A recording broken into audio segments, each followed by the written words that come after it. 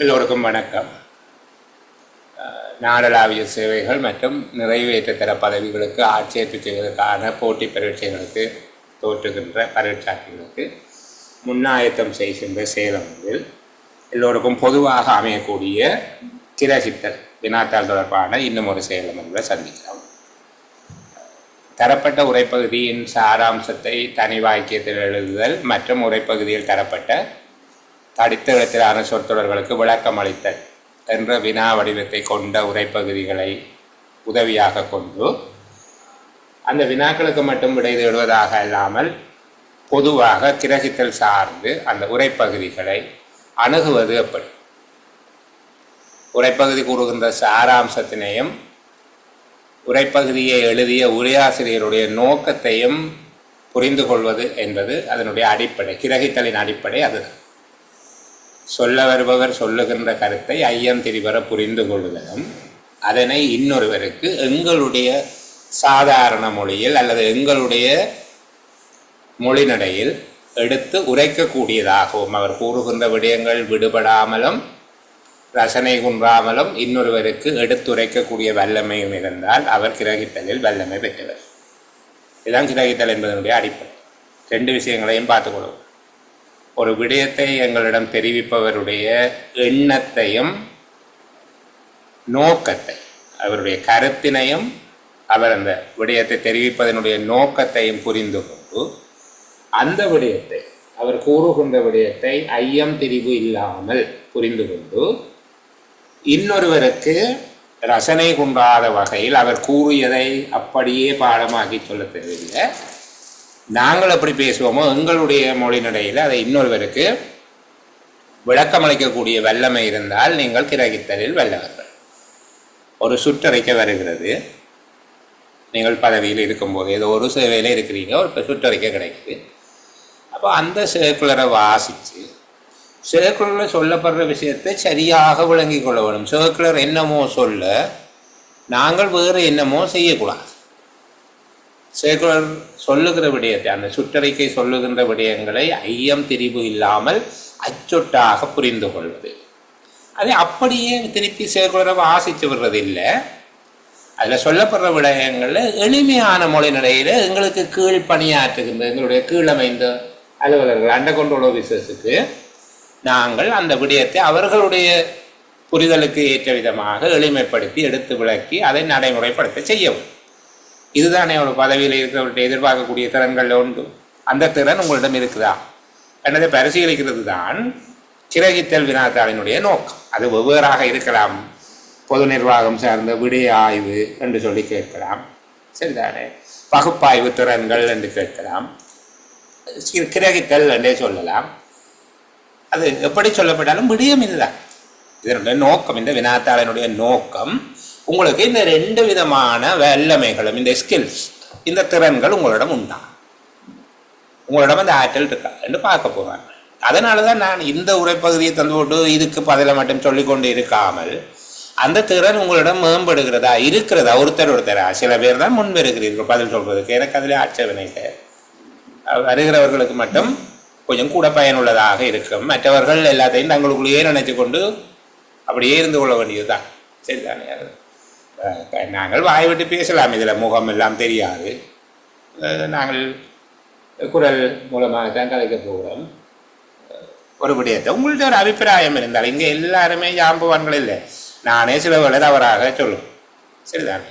இது எல்லாருக்குமே சவாலுக்குரியது. ஒரு காலத்தில் தமிழ் மொழி மூலமாக பரீட்சைக்கு தோற்றுகிற பரீட்சார்த்திகளுக்கு சவாலாக இருந்த பாடம் கிரகித்தல் இப்போவும் இருக்குது. அதுக்காக நான் அதை வெற்றி கொள்வதற்கு முழு தமிழ் மொழி மூல பரீட்சார்த்திக்கும் நான் தான் அவர்களுடைய ஊன்றுகோல் என்று அப்படியெல்லாம் தம்பட்டம் அடிக்கிற நோக்கம் எனக்கு இல்லை. இன்றைக்கு கொஞ்சம் முன்னேற்றம் இருக்குது பிள்ளைகளுக்கு கிரகித்தல் என்ன என்று விளங்கிட்டு. அது தமிழ் மொழியும் இலக்கியமும் அல்ல, அல்லது 8வது வகுப்பில் எழுதுகிற சுருக்கம் இல்லை, சரிதான். 8ஆம் வகுப்பில் எழுதுகிற சுருக்கம் அல்ல என்று சொல்லி 8ஆம் 9ஆம் 10ஆம் 11ஆம் வகுப்பில் தமிழில் தருகிற சுருக்கம் அல்லது பந்தியை பார்த்து கூட எழுதுறது இல்லை. இங்கே இது வேறே அது வேறு, சரிதானே. என்கிறது பிள்ளைகளுக்கு சுருக்கம் என்பது கிரகித்தல் அல்ல என்பது பல பேருக்கு புரிந்திருக்கு. இன்னும் மேம்படுத்தணும். அவ்வளவுதான் நான் உங்களுக்கு சொல்லக்கூடிய. நான் ஏன் படிப்பிக்காமல் எவ்வளோ கதைச்சு கொண்டிருக்கிறேன்டா, முதல் எங்களுக்கு வழி வரைபடம் தெரிய வேணும், எந்த பாதையில் போக போகிறோம். இன்றைக்கு புது வருடம் வரப்போகிற நேரம், வீட்டில் நிறைய வேலை இருக்குது, எனக்கும் இருக்குது, உங்களுக்கும் இருக்குது. இப்படி கூப்பிட்டு இருத்தி வச்சு பிரசங்கம் செய்து கொண்டிருக்கிறது நோக்கம் நேரத்தை வீணாக்குறதுக்கு இல்லை. உண்மையில் எனக்கும் நிறைய வேலை இருக்குது. இன்றைக்கு 12 மணி ஆனாலும் செய்து முடிக்க வேண்டிய வேலை நிறைய இருக்குது. உங்களுக்கும் இருக்கும், எல்லாருக்கும் வீட்டில் இருக்கு வேலை. அப்படி இருந்தாலும் நீங்கள் இதில் இருக்கிறீங்கன்னா ஏதோ இன்றைக்கு உங்களுக்கு சில விடயங்கள் கிடைக்க போகுதுன்ற நம்பிக்கை. இப்போ நானே இருக்கிறேன்னா என்னுடைய பிள்ளைகளுக்கு ஏதாவது சில விடயங்களை கையில் கொடுத்து அனுப்பிட மாட்டேனா என்ற ஆசையோட விருப்பத்தோடு தான் இருக்குது. அப்போ அந்த எங்களுடைய 2 பேருடைய இலக்கு நிறைவேற வேணுமாக இருந்தால் நாங்கள் போகிற பாதை தெரியணும், நாங்கள் எங்கே போகிறோம். சரிதானே? இப்போ சில பேர் யோசிக்கக்கூடாது, இருந்தாலும் என்ன ஒரு பந்தி போடு எப்போவுமே ஒரே ஆசிரியர் இது என்ன எழுதுகிற என்ன நோக்கம் என்று திருப்பி திருப்பி கேட்குது. இதுதான் கிரகித்தலின் அடிப்படை. அதை புரிந்தால் மிகுதி எல்லா கேள்விக்கும் இப்படி எழுதலாம். சரி, சந்தோஷம். அப்போ இந்த அளவில் இந்த பிரசங்கத்தை நிறுத்தி கொண்டு தொடர்ந்து செயலமர்வுக்குள்ளே போவோம். நான் சொன்ன விடயங்களை மனசில் வச்சுக்கொள்ளுங்கோ. இதைத்தான் உங்களோட பரீட்சிக்க போகிறார்கள் என்பது தெரிந்தால் நிறைய வாசிங்க பிள்ளைகள். இதோட மட்டும் இருக்க வேண்டாம். போட்டி பரீட்சைகளுக்கு தோற்றுகிறவர்கள் போட்டி பரீட்சையில் உயர்ந்த புள்ளிகளை பெற வேண்டும் என்று கருதினால் நல்ல புத்தகங்கள் எடுத்து வாசிங்க. நல்ல புத்தகம் என்று கதை புத்தகங்கள் எல்லாம் நான் சொல்லுவது சரிதானே. நல்ல அறிக்கைகள், சுற்றறிக்கைகள் போன்றவற்றை எடுத்து பாருங்கள். குறிப்பாக இலங்கை மத்திய வங்கி அறிக்கை, பண்பாடு சார்ந்த நூல்கள், அரசாங்கத்தினால் வெளியிடப்பட்ட இலங்கையினுடைய மரபுரிமைகள், பண்பாடுகள் சார்ந்த நூல்கள், மொழியியல் சார்ந்த கட்டுரைகள், தொல்லியல் சார்ந்த கட்டுரைகள், அதே போல் சட்டம் சார்ந்தது, இலங்கையினுடைய அரசியலமைப்பு சட்டம் இருந்தால் அல்லது டவுன்லோட் பண்ணிக்கொள்ளலாம், பார்லிமெண்ட் வெப்சைட்டில் போயிட்டு அது கொஞ்சம் வாசிக்கலாம். இப்படியாக ஒரு நாளைக்கு ஒரு அரை மணித்தியாலம் வாசிக்கிற பழக்கத்தை வச்சுக்கணும். ஏதோ ஒரு பகுதி எடுத்து வாசித்து பாருங்கள், விளங்குதா என்று சொல்லி திரும்ப திரும்ப திரும்ப வாசிங்க. ஏதோ விளங்குற மாதிரியாக இருக்கும். முயற்சி செய்ய கல்லும் கரை. நீங்கள் ஒரு விற்பனராக வேணுமென்றால் எவ்வளவுக்கு எவ்வளவு வாசிக்கிறீங்களோ அவ்வளவுக்கு அவ்வளவு உங்களுக்கு கிரகித்தல் வசப்படும். சரி, இப்போ நாங்கள் இந்த 2 கேள்விகளுக்கும் விட தேட போகிறோம். முதலாவது, தரப்பட்ட உரைப்பகுதியினுடைய சாராம்சத்தை தனியொரு வாக்கியத்தில் எழுதுவது. புதியவர்களுக்காக சொல்லுகிறேன், தனி வாக்கியம் என்பது 9 சொற்களுக்கு குறையாமலும் 13 சொற்களுக்கு மேற்படாமலும் இருக்க வேண்டும். உரைப்பகுதியில் கூறப்படுகிற பிரதான கருத்தை உள்ளடக்கி இருக்க வேண்டும். துணை கருத்துக்களுக்கு இடம் இருந்தால், சொற்கள் இடமளிக்குமாக இருந்தால் துணை கருத்துக்களை உள்ளடக்குவதில் தடை ஏதும் இல்லை. ஆனால் பிரதான கருத்து முழுமை பெற அங்கே அமைய வேணும். எப்பவுமே இப்படியான உரைப்பகுதிகளில் 2 கருத்துக்கள் இருக்கும், 2 கருத்துக்கள் இருக்கும். அந்த 2 பாதியையும் விடுபடாமல் எழுதுவதாக இருக்க வேண்டும். நாங்கள் நேற்று பார்த்த ஒரு உரைப்பகுதி ஒன்று இருக்குது, பாராளுமன்றத்தினால் தாவிக்கப்படும் நீதிமன்றங்கள் தொடர்பில் பார்த்தோம். அங்கே 2 கருத்து இருந்தது, 2 கருத்துக்கள். ஒன்று, பாராளுமன்றத்துக்கு அதற்கு தாவிக்கும் அதிகாரம் உண்டு. 2வது, அவற்றை மீளமைப்பு செய்கின்ற மீள ஒழுங்குபடுத்துகிற அதிகாரம் உண்டு என்று சொல்லி 2 கருத்துக்கள் இருந்தது. அப்போ பல பேர் விட சொல்லுகிற போது ஏதோ ஒரு கருத்தில் மட்டும் நிலைச்சு நின்றதை பார்க்கக்கூடியதாக இருந்தது. இப்படித்தான் பெரும்பாலும் அந்த உரைப்பகுதிகளின் இயல்பு இருக்கும். 2 இயல்புகளை அது கொண்டிருக்கும். அது 2 பிரதானமான கருத்துக்களை அல்லது ஒரு பிரதானமான கருத்தின் 2 பாகங்களை அது கொண்டிருக்கும். 2 பரிணாமங்களில் அது காட்டு. இப்போ நீங்கள் அதில் அவதானமாக இருக்க வேண்டும். சரி, நாங்கள் இன்றைக்கு இதனுடைய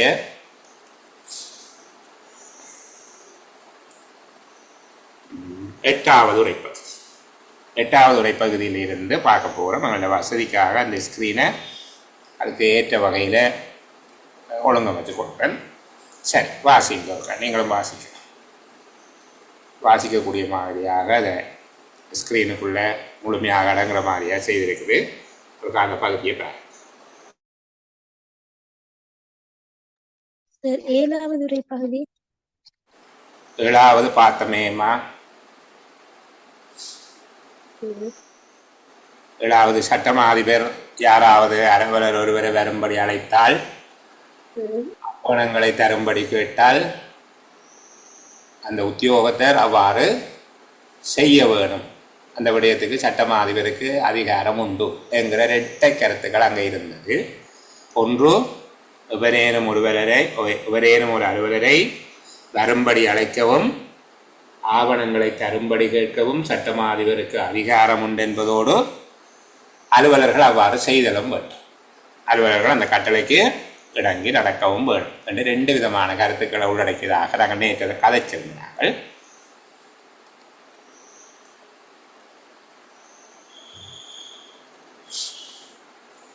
சரியா பிள்ளைகள்?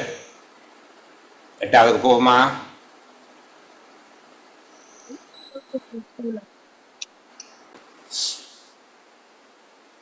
சரி, 8வது உரைப்பகுதியை வாசிப்போம். ஆரியர் வருகைக்கு பின்னர் இலங்கையில் ஏற்பட்ட மாபெரும் கலாச்சார புரட்சி எதுவென்றால், கிறிஸ்துவுக்கு முன் 3ஆம் நூற்றாண்டின் நடுப்பகுதியில் மகிந்தர் வருகை காரணமாக இங்கு அறிமுகம் செய்யப்பட்ட புத்த சமயத்தினால் மொழியிலும் இலக்கியத்திலும் கலா சிற்பங்களிலும் சிந்தனையிலும் வளம் ஏற்பட்டு அவை வளர்ந்து வந்தமே ஆகும். அன்றிலிருந்து 1505ஆம் ஆண்டில் போர்த்துகேயர் படையெடுப்பு வரை உள்ள காலப்பகுதியினுள் மௌரிய, ஆந்திர, சாதவாகன, குப்த, பல்லவர் போன்ற பாரத நாகரிகங்கள் நமது கலாச்சாரத்தில் பெருமளவு செல்வாக்கினை செலுத்து. எங்களுடைய பண்பாட்டு விதிகளிலும் வழிபாட்டு முறை போன்றவற்றிலும் இந்தியாவின் தாக்கத்தை பெருமளவு காணலாம். ஆனால் பாரதம் எங்கனம் இந்து மத அடிப்படையிலான கலாச்சாரத்தை பயன்படுத்தியதோ அதேபோன்று இலங்கையும் பௌத்த மத அடிப்படையிலான கலாச்சாரத்தை பயன்படுத்தி கொண்டு வளர்ந்துள்ளது. ஆரியர் வருகைக்கு பின்னர் இலங்கையில் ஏற்பட்ட மாபெரும் கலாச்சார புரட்சி எதுவென்றால், கிறிஸ்துவுக்கு முன் 3ஆம் நூற்றாண்டின் நடுப்பகுதியில் மகிந்தர் வருகை காரணமாக இங்கு அறிமுகம் செய்யப்பட்ட புத்த சமயத்தினால் மொழியிலும் இலக்கியத்திலும் கலா சிற்பங்களிலும் சிந்தனையிலும் வளம் ஏற்பட்டு அவை வளர்ந்து வந்தமையே ஆகும். அன்றிலிருந்து 1505ஆம் ஆண்டில் போர்த்துகேயர் படையெடுப்பு வரை உள்ள காலப்பகுதியினுள் மௌரிய, ஆந்திர, சாதவாகன, குப்த, பல்லவர் போன்ற பாரத நாகரிகங்கள் நமது கலாச்சாரத்தில் பெருமளவு செல்வாக்கை செலுத்தும். எங்களுடைய பண்பாட்டு விதிகளிலும் வழிபாட்டு முறை போன்றவற்றிலும் இந்தியாவின் தாக்கத்தை பெருமளவு காணலாம். ஆனால் பாரதம் எங்கனம் இந்து மத அடிப்படையிலான கலாச்சாரத்தை பயன்படுத்தியதோ அதே போன்று இலங்கையும் பௌத்த மத அடிப்படையிலான கலாச்சாரத்தை பயன்படுத்தி கொண்டு வளர்ந்து வந்துள்ளது. சரி, நீங்களும் ஒரு தடவை வாசித்திருப்பீங்க, என்னோட சேர்ந்து 2 தரம் வாசித்திருக்கிறீங்க. இன்னொரு தடவை பார்ப்போமா? ஆரியர் வருகைக்கு பின்னர் இலங்கையில் ஏற்பட்ட மாபெரும் கலாச்சார புரட்சி எதுவென்றால், கிறிஸ்துவுக்கு முன் 3ஆம் நூற்றாண்டின் நடுப்பகுதியில் மகிந்தர் வருகை காரணமாக இங்கு அறிமுகம் செய்யப்பட்ட புத்த சமயத்தினால் மொழியிலும் இலக்கியத்திலும் கலா சிற்பங்களிலும் சிந்தனையிலும் வளம் ஏற்பட்டு அவை வளர்ந்து வந்தமே ஆகும். அன்றிலிருந்து 1505ஆம் ஆண்டில் போர்த்துகேயர் படையெடுப்பு வரை உள்ள காலப்பகுதியினுள் மௌரிய, ஆந்திர, சாதவாகன, குப்த, பல்லவர் போன்ற பாரத நாகரிகங்கள் நமது கலாச்சாரத்தில் பெருமளவு செல்வாக்கை செலுத்தின. எங்களுடைய பண்பாட்டு விதிகளிலும் வழிபாட்டு முறை போன்றவற்றிலும் இந்தியாவின் தாக்கத்தை பெருமளவு காணலாம். ஆனால் பாரதம் எங்கனம் இந்து மத அடிப்படையிலான கலாச்சாரத்தை பயன்படுத்தியதோ அதே போன்று இலங்கையும் பௌத்த மத அடிப்படையிலான கலாச்சாரத்தை பயன்படுத்தி கொண்டு வளர்ந்து வந்துள்ளது. சரி, இப்போ இதில் என்னுடைய முதலாவது கேள்வி, இந்த உரைப்பகுதிக்குள்ள கொஞ்சம் கேள்விகள் பார்ப்போம். அதுக்கு பிறகு மிகுதிய பகுப்பாய்வு செய்வோம். சரிதானே? 1505ஆம் ஆண்டு போர்த்துகேயர் படையெடுப்பு நிகழும் வரையான காலப்பகுதியிலேயே 1505ஆம் ஆண்டு போர்த்துகேயர் படையெடுப்பு நிகழ்ந்த காலப்பகுதியின் பின்னர், அப்படி வச்சுக்கொள்ளுங்க. 1505ஆம் ஆண்டு போர்த்துகேயர் படையெடுப்பு நிகழ்ந்த காலப்பகுதியின் பின்னர் பௌத்த சமயத்தினால் மொழி, இலக்கியம், கலை, சிற்பங்கள், சிந்தனை என்பவற்றில் ஏற்படுத்தப்பட்ட மாற்றம் அழிவடைய தொடங்கியது. சரியா பிள்ளையா?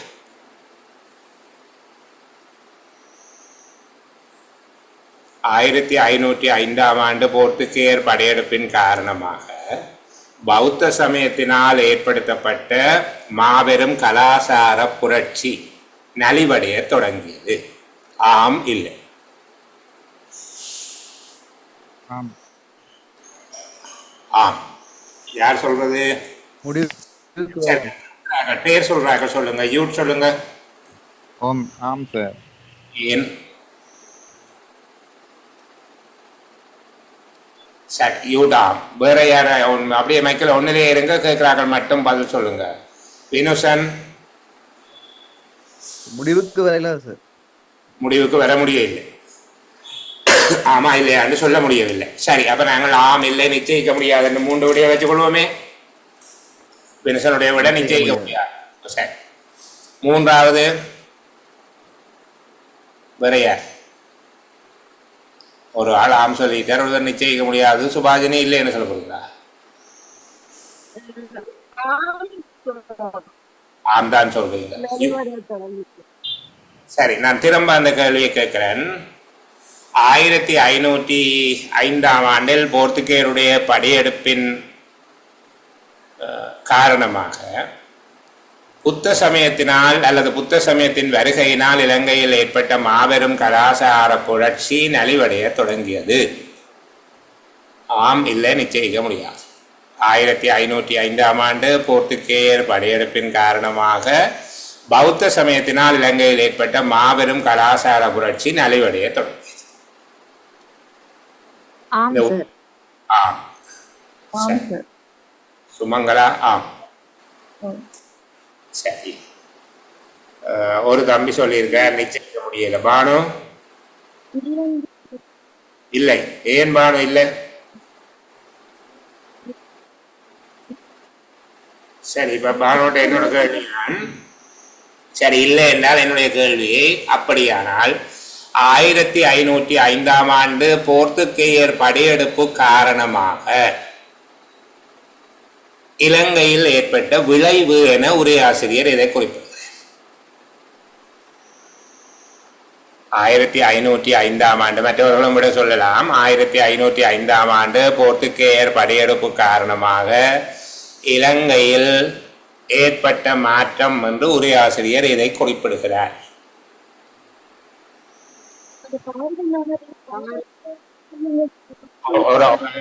ஒன்னிலே இருக்கிறார்கள், ஒரு ஆளை மட்டும் கேட்கிறேன், மற்றாக்கள் ஒன்னிலேயே இருங்க. கீதாஞ்சனா கதை சொல்லுங்க பாப்போம். இலங்கை பௌத்த மத கலாச்சாரத்தை அடிப்படையை கொண்டு வளர்ச்சி அடைந்து வந்ததுன்னு சொல்றேன். 1505ஆம் ஆண்டு போர்த்துகேயருடைய படையெடுப்பின் காரணமாக இலங்கையில் ஏற்பட்ட மாற்றம் அல்லது இலங்கையில் ஏற்பட்ட நிலைமை என உரையாசிரியர் இதை குறிப்பிடுகிறார். சுலோஜனா? கலாச்சார புரட்சி. கலாச்சார புரட்சி சொல்லுகிறார். ஓகே. சுபாஜினி?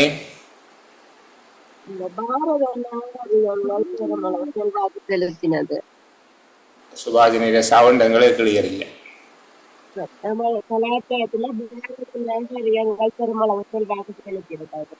சரி, ஓகே. பாஸ்கரன்?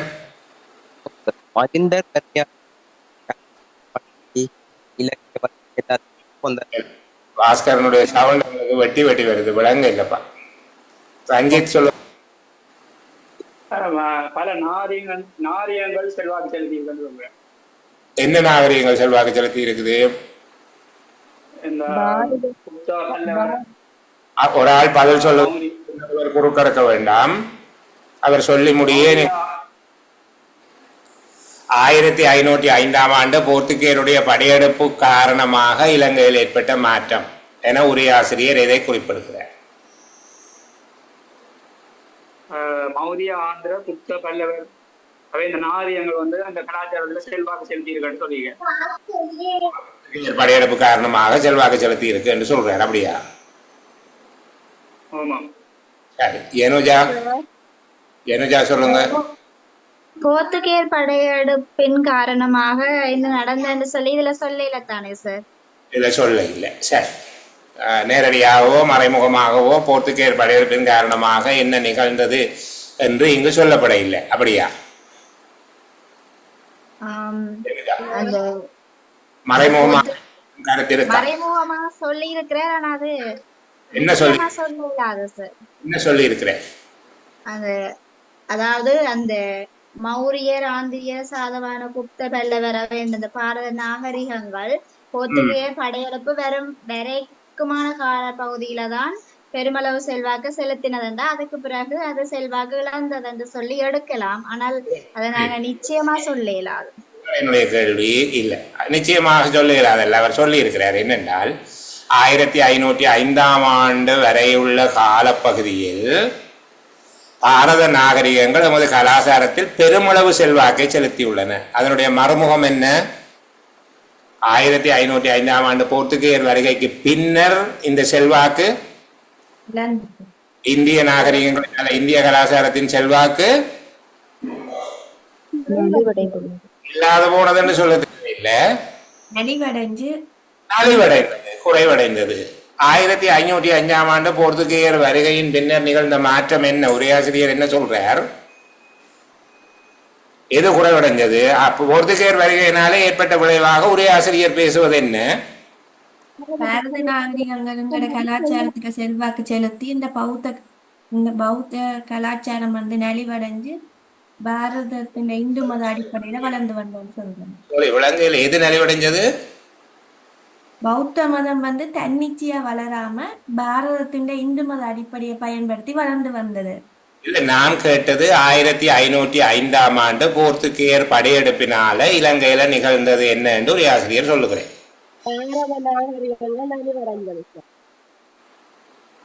வேற யார்?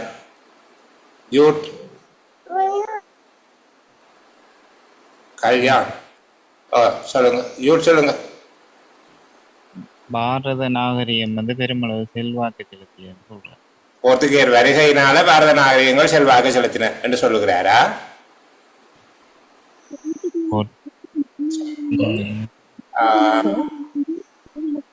சொல்லுங்கம்மா. யார்?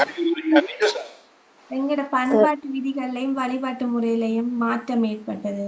அந்த பாரத நாகரிகங்களோட செல்வாக்கு செலுத்தினதால அதுல மாற்றம் ஏற்பட்டது. சரி, ஓகே. வேற யாரு? ஒருத்தர் பானு, அகிலன் ஆரத்தி சொல்ல வந்தீங்களா? இல்லை, சரி சொல்லுங்க. பானு ஆராய்ச்சிங்க, சொல்லுங்க.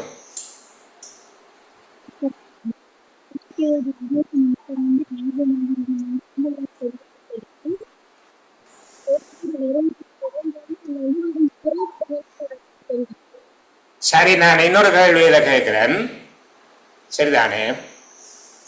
இதுல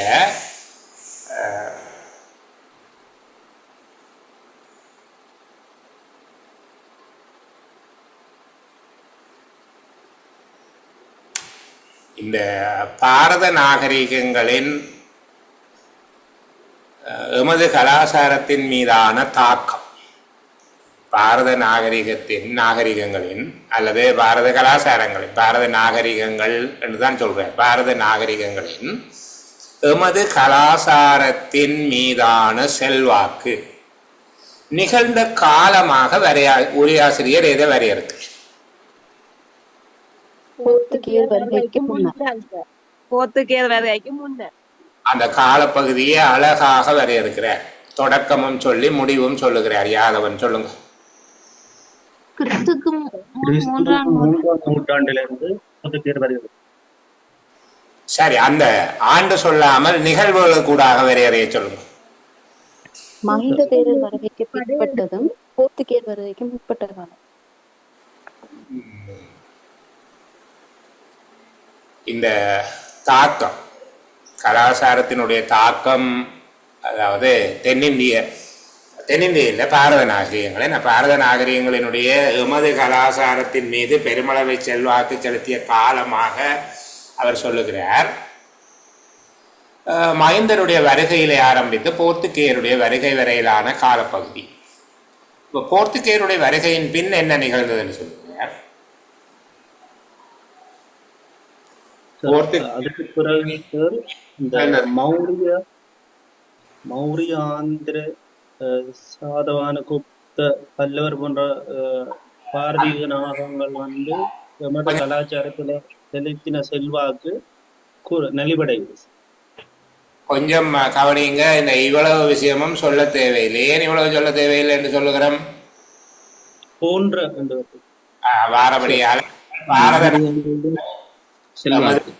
நாகரிகத்தில் செல்வாக்கு செலுத்திய காலம் இல்லாம போயிட்டு அவர்கிட்ட அப்படித்தான் சொல்றேன். அதுவரை செல்வாக்கு செலுத்தினேன் தான் ஒரு ஆசிரியர் சொல்றேன். எங்கள்கிட்ட பொது அறிவை வச்சு கொண்டு விட அளிக்க வேண்டாம், அதுல தெளிவாக இருங்க. இப்ப நீங்கள் 1505ஆம் ஆண்டு போர்த்துகீயருடைய வருகையின் காரணமாக இலங்கையின் பௌத்த தர்மத்துக்கு பிரச்சனை வந்ததான்னு கேட்டா வரலாறு படித்தார்களுக்கு பிரச்சனை வந்தது. இங்க பிரச்சனை வந்தது பெரியவர் சொல்லவே இல்லை. 1505ஆம் ஆண்டு போர்த்துகீயர் படையெடுப்பு இங்க வந்ததுக்கு பிறகு ஏற்பட்ட மாற்றமாக உரையாசிரியர் எதை சொல்லுவாங்க? இந்த பகுதியில் எது சொல்லப்படுது?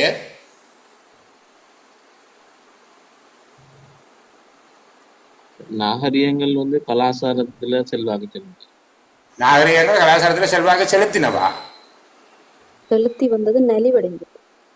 செலுத்தி வந்தது இல்லாம போகுது என்று சொல்லுகிறேன். நீங்க திரும்ப திரும்ப அப்படித்தானே சொல்லி கொண்டு வாரீங்க. இங்க பாருங்க, என்றிலிருந்து அந்த மைந்ததேரர் வந்த காலப்பகுதியிலிருந்து 1505ஆம் ஆண்டில் போர்த்துகீயர் படையெடுப்பு வரை உள்ள காலப்பகுதியினுள், அன்றிலிருந்து 1505ஆம் ஆண்டில் போர்த்துகீயர் படையெடுப்பு வரை உள்ள காலப்பகுதியினுள் பாரத நாகரிகங்கள் எமது கலாச்சாரத்தில் பெருமளவு செல்வாக்கை செலுத்தின என்று உரையாசிரியர் எழுதுவதன் மூலமாக அவர் சொல்ல வருகிற கருத்து என்ன,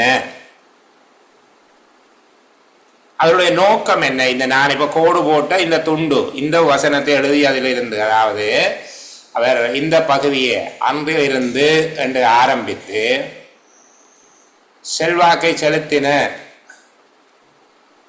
என்ற பகுதி வரைக்கும் அவர் எழுதி இருக்கக்கூடிய இந்த 2 வசனமோ, இந்த 2 லைனோ 2 லைன், அன்றிலிருந்து 1505ஆம் ஆண்டில் போர்த்துகீயர் படையெடுப்பு வரை உள்ள காலப்பகுதியில் மௌரிய, ஆந்திர, சாதவாகன, குப்த, பல்லவர் போன்ற பாரத நாகரிகங்கள் நமது கலாச்சாரத்தில் பெருமளவு செல்வாக்கை செலுத்தின என்று சொல்வதன் மூலமாக உரையாசிரியர் சொல்ல வருகிற கருத்து என்ன? கலாச்சாரத்துல மாற்றங்கள் ஏற்பட்டு வந்தீங்க, பின்னடைவு, கலாச்சாரத்தினால மாற்றங்கள் பின்னடைவு என்று சொல்ல வார. யார் சொன்னது ஐயா? இது விட அப்துல் சமன், சாரி ஆதில் சமன். ஓகே, சுபாஜினி என்ன சொல்ல வாரீங்க? பாரத நாகரிகங்கள் செல்வாக்கு செலுத்தின அந்த காலப்பகுதியில சொல்ல வார. இதன் மூலம் இலங்கையில் ஏற்பட்ட கலாச்சார புரட்சியாக பாரத நாகரிகங்களினுடைய செல்வாக்கு நிலவிய காலத்தை வரையறுப்பது அவருடைய நோக்கமாக இருக்கு. பாரத நாகரிகங்களினுடைய செல்வாக்கு நிலவிய காலத்தை வரையறுப்பது அவருடைய நோக்கமாக இருக்கிறது. சரிதானே? அதாவது மைந்ததேரருடைய வருகையிலிருந்து 1505ஆம் ஆண்டு வரையில் தான் பாரத நாகரிகங்கள் மீது பெருமளவு செல்வாக்கு செலுத்தின என்று சொல்லுவாங்க.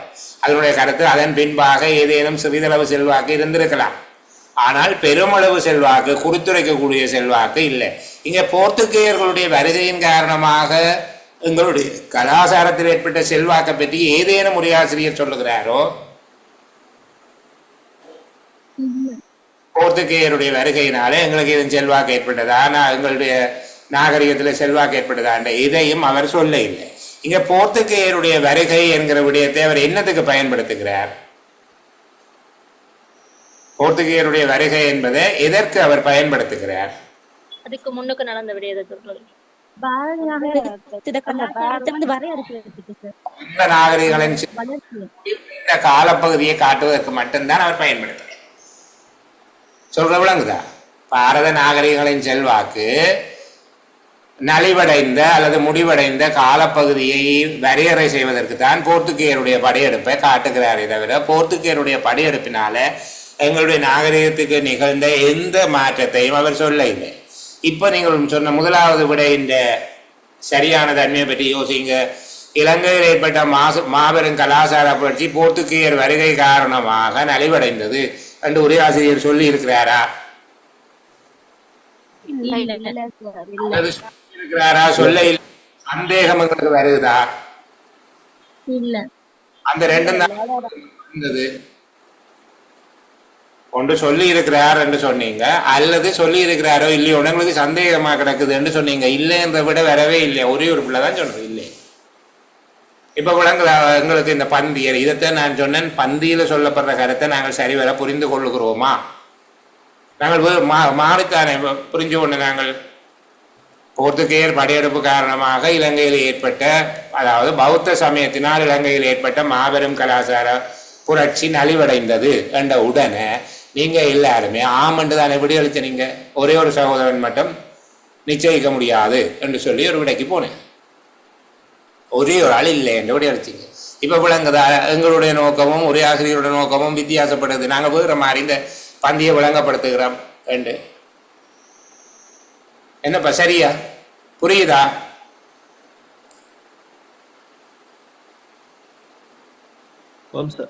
சரி, அடுத்தது யாதவன்,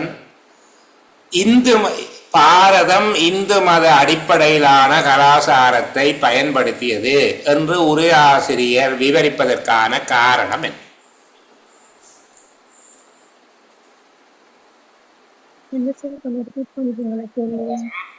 இந்து மத அடிப்படையிலான கலாச்சாரத்தை பயன்படுத்தியது என்று ஒரே ஆசிரியர் சொல்றதுக்கு என்ன நோக்கம்?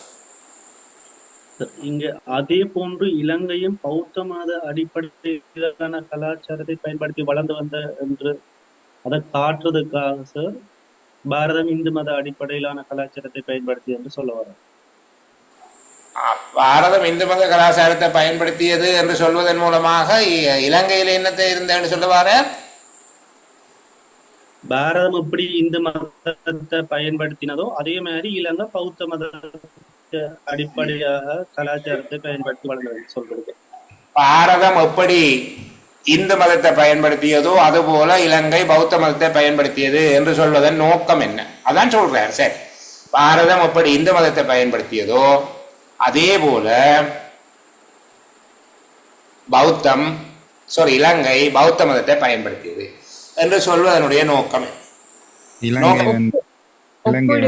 புத்த நாடு, பௌத்த மதம், இலங்கையினுடைய கலாச்சாரம் பௌத்தம் அதால இந்து மதம் வந்து அல்ல. சொல்லுங்க. என்னடா சார், அது அந்த போதனைகள் இந்தியால இருந்து தான் வந்திருக்கு. அப்ப ரெண்டு பேரும் ஒரே போதனை தான். அவங்க இந்து மதத்தை அடிப்படையா வச்சிருக்காங்க, இங்க பௌத்த மதம் அடிப்படையா இருக்கு. இல்ல, ஆனால் என்கிற இடம் நான் வட்டம் போடுறேன் தானே. ஆனால் என்பதனுடைய பொருள் என்ன? ஏன் இந்த ஆனால் பயன்படுத்துது? ஒப்பீடு செய்வதற்கு சார். ரெண்டையும் என்ன விஷயத்தை ஒப்பீடு செய்யுது? இந்தியால இந்து சமயத்தின் தாக்கம் இருந்தது போல, எப்படி இந்து சமயம் வளர்ந்தது என்பது போல இலங்கையில வந்து பௌத்த சமயம் அடிப்படையாக கொண்டு கலாச்சாரம் வளர்ந்து வந்தது ஒப்பீடு செய்திருக்கு. ரெண்டையும் ஒப்பீடு செய்வதற்கு இதை பயன்படுத்துகிறார். அதே போன்று என்கிற வார்த்தையை பயன்படுத்துகிறார் சுமங்கலா. ஆனால் என்பதன் மூலமாக அவர் வேறு ஏதோ ஒரு விஷயத்தை சொல்ல வாரார். என்ன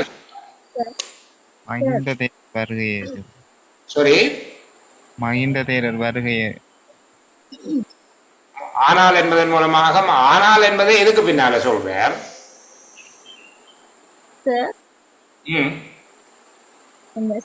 இலங்கையில வந்து இந்தியாவில வந்து பண்பாட்டு வழிபாட்டு முறைகளை தாக்கம் இருந்தாலும் ஆனால் அது வந்து தாக்கம் பௌத்த மதத்தை அடிப்படையாக கொண்டுச்சுன்னு சொல்றாரு.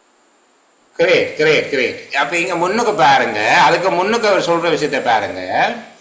எங்களுடைய பண்பாட்டு விதிகளிலும் வழிபாட்டு முறை போன்றவற்றிலும் இந்தியாவின் பெருமளவு தாக்கத்தை காணலாம். விளங்குதா இடம்? எங்களுடைய பண்பாட்டு விதிகளிலும் வழிபாட்டு முறை போன்றவற்றிலும் இந்தியாவின் பெருமளவு தாக்கத்தை காணலாம். ஆனால் கவனிச்சு பாருங்க, எங்களுடைய பண்பாட்டு விதிகளிலும் வழிபாட்டு முறைகளிலும் இந்தியாவின் பெருமளவு தாக்கத்தை காணலாம். ஏன்னா இந்தியாவின் தாக்கத்தை பெருமளவு காணலாம்.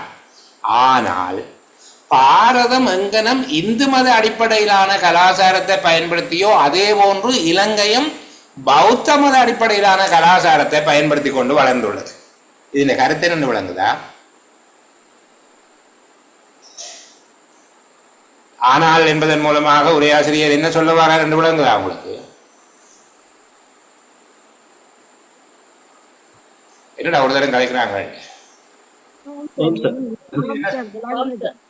என்ன சொல்றாங்க கீதாஞ்சனா? இந்தியான தாக்கம் எங்கட கலாச்சாரத்துல பண்பாட்டு விதியில இருந்தாலும் எப்படி பாரதம் இந்து மதத்தின் அடிப்படை கலாச்சாரத்தை வளர்ந்ததோ அதே மாதிரி பௌத்தத்தின் அடிப்படையில தான் எங்கட கலாச்சாரத்தை வளர்ந்து வந்திருக்கு. சரி, அது இதுல சொல்லப்பட்ட விடயம். யாதவன் இதனுடைய உள்கருத்து விளங்குதா? என்ன சொல்றாங்க யாதவன்?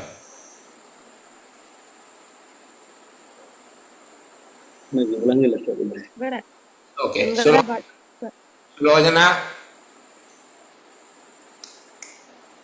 இலங்கையில அதாவது இலங்கையில எவ்வாறு இந்தியாண்ட தாக்கம் இருக்கோ, இந்தியாண்ட பாரதத்தின தாக்கம் இந்து மதத்தின் அடிப்படையில காணப்படுதோ அதே போல இலங்கையில பௌத்த மதத்தின் அடிப்படையிலான கலாச்சாரத்துக்கு காணப்படுது. மேல சொல்றது நோக்கம் என்ன? எங்களுடைய பண்பாட்டு விதிகளிலும் வழிபாட்டு முறைகளிலும் இந்தியாவின் தாக்கத்தை பெருமளவு காணலாம். தாக்கம் இருந்தாலும் பௌத்த மத அடிப்படையில தான் வளர்ச்சி வந்திருக்கு. அதான் அப்ப ஆனால் என்று சொல்வதனுடைய கருத்து என்ன? அதான் நான் போட்டிருக்கேன்.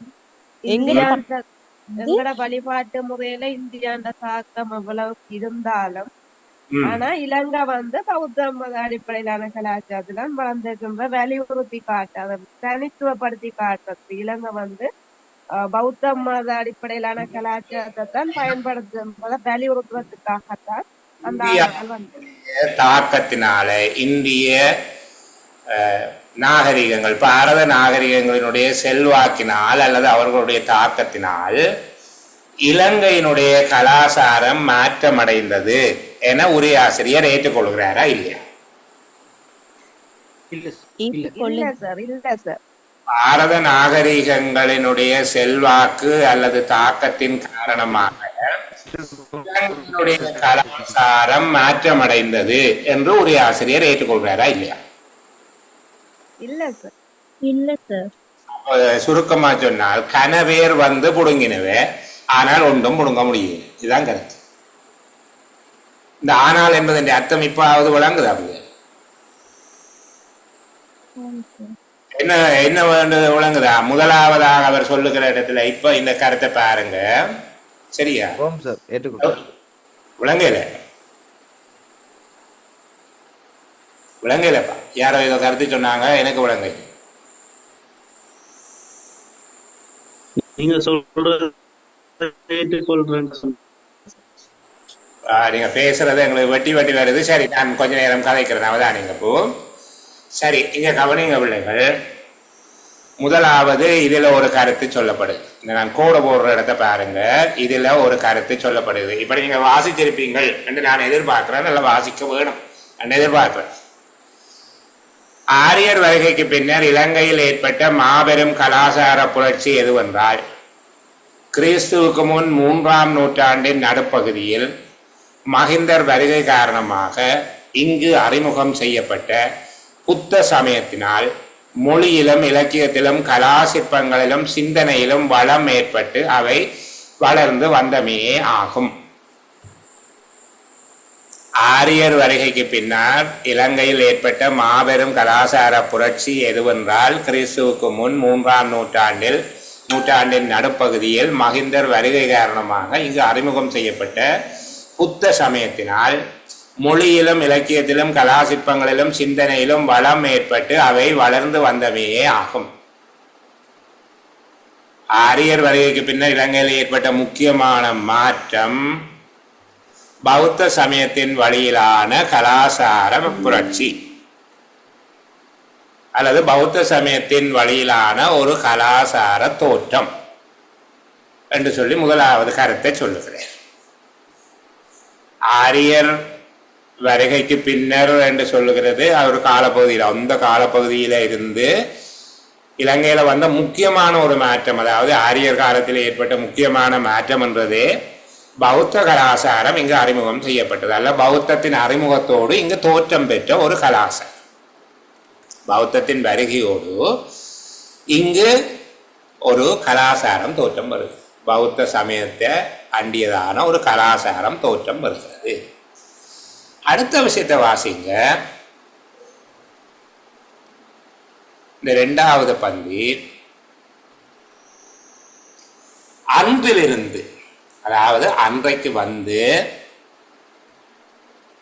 எப்படி ஒரு பௌத்த கலாசாரம் ஒன்று ஏற்பட்டு அது வளர்ந்து வந்ததோ, எவ்வாறு அந்த மாற்றம் ஏற்பட்டதோ, அன்றைக்கு தொடங்கி போர்த்துகேயர் வார வரைக்கும் பாரத நாகரிகங்கள் எங்களோட கலாச்சாரத்தில் பெருமளவு செல்வாக்க செலுத்தினார்கள் என்று 2வது சொல்றேன். அப்ப சுருக்கமா சொன்னால், இந்த பௌத்த கலாச்சாரத்தின் மீது மகிந்த தேரருடைய வருகை காரணமாக அறிமுகமான பௌத்த கலாச்சாரத்தின் மீது பாரத நாகரிகங்கள் பெருமளவு அடி போட்டிருக்கு, பெருமளவு தாக்குதல் நடத்தி இருக்கிறாங்க இந்த கலாச்சாரத்துக்கு.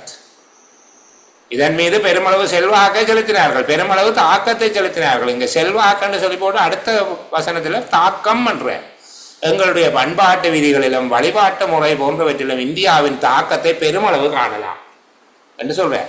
அப்ப இந்திய நாகரிகங்களினால எங்களுடைய பண்பாட்டு விதி வழிபாட்டு முறை போன்றவற்றில் இந்தியாவினுடைய பெருமளவு தாக்கம் நிகழ்ந்திருக்கு. அப்ப நடுவில் இருக்கிற கோட்டை நான் எடுத்து வருகிறது, 2ம் ஒன்று சரிதானே.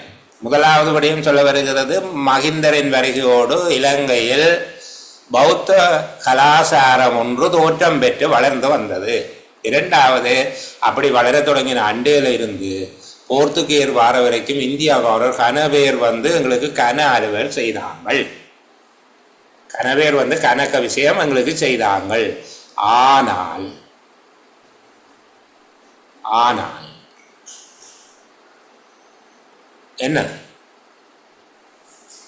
என்னதான் செய்தாலும் அந்த பௌத்த கலாச்சாரத்தை உடைக்க முடியும்.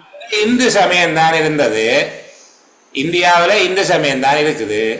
ஆனா இலங்கை, அதே போல இலங்கை பௌத்த கலாச்சாரத்தை அடிப்படையாக கொண்டுதான் வளர்ந்திருக்குது.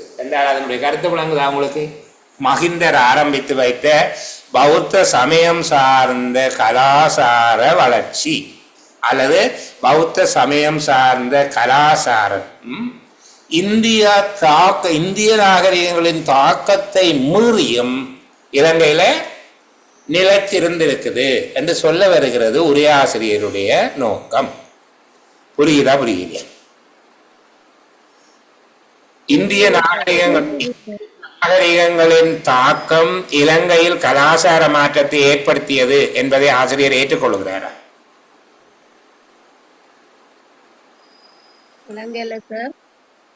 இந்திய நாகரிகங்களின் தாக்கம் இலங்கையின் கலாச்சாரத்தை மாற்றி அமைத்தது என உரையாசிரியர் ஏற்றுக்கொள்கிறாரா? இல்ல சார், என்ன செய்தாலும் மாற்றி அமைக்க முடியலன்னு சொல்றேன். இப்ப புரியுதா இந்த உரைப்பகுதி? முதல் விளங்கினதை விட இப்ப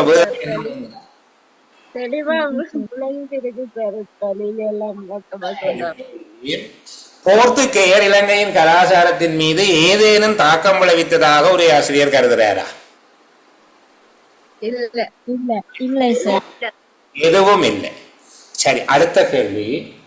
இந்திய நாகரிகங்களின் இலங்கை பண்பாட்டின் மீதான தாக்கம் தொடர்பில் உரையாசிரியரிடம் ஒரு மகிழ்ச்சியான மனநிலை காணப்படுகிறது. இந்திய நாகரிகங்கள் இலங்கையின் கலாச்சாரத்தின் மீது தாக்கம் செலுத்தியமை தொடர்பில் உரையாசிரியர் மகிழ்ச்சி அடைகிறாரா? இல்லை. உண்மையில இந்திய நாகரிகங்களின் தாக்கம் தொடர்பில் உரையாசிரியர் மகிழ்ச்சி அடைய இல்லை. சரிதானே? அதை இந்து சமயத்தாக அங்க தாங்கள் இந்து சமயத்தை எப்படி வச்சிருக்கிறோமோ அதே போல நாங்கள் இங்கு பௌத்த சமயத்தை வச்சிருக்கிறோம் என்று சொல்லித்தான் அவர் சொல்ல வருகிறார். போர்த்துகேயருடைய வருகையினால் ஒரு நல்விளைவு ஏற்பட்டது என உரையாசிரியர் கருதுவதாக நாங்கள் கருதலாமா?